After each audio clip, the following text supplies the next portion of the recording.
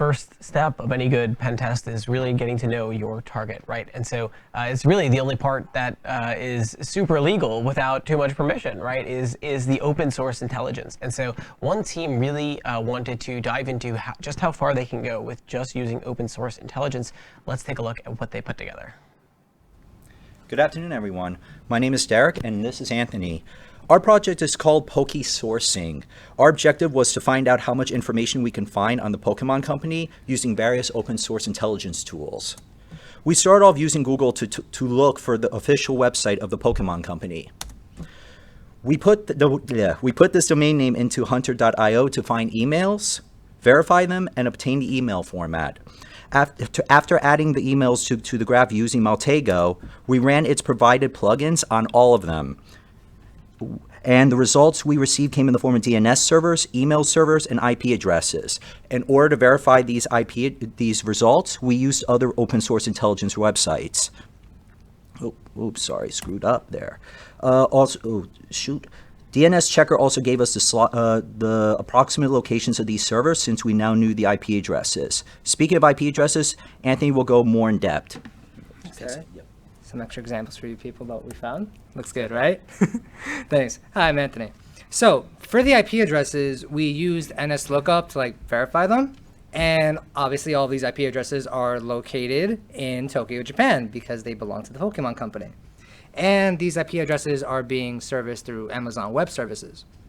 So what you see here is all the information we've gathered. And since this project is strictly open source intelligence, we can't show you the next stage, which is active recon. However, we can talk about some potential ways to use this information.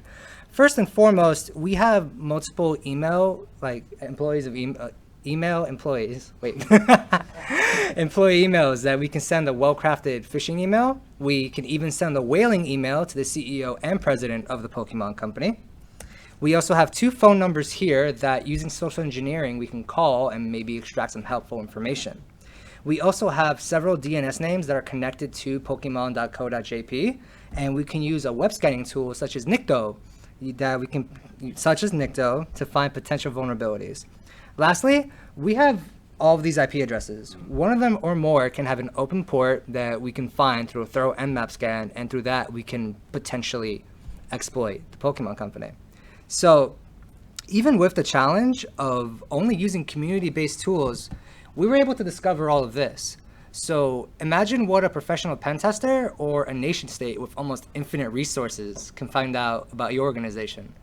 Thank you very much for listening.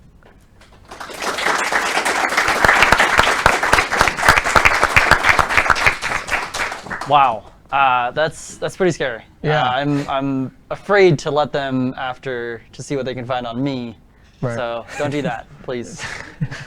Yeah, it's definitely, and like I said, the worst part of this all is it's legal, right? It's definitely a dangerous world out there, as my grandma puts it. So, you gotta be really careful. And so this might open eyes for a couple of, higher ups out there listening on. So this is a really cool project where they just focused on the open source intelligence that they could gather. That was really cool.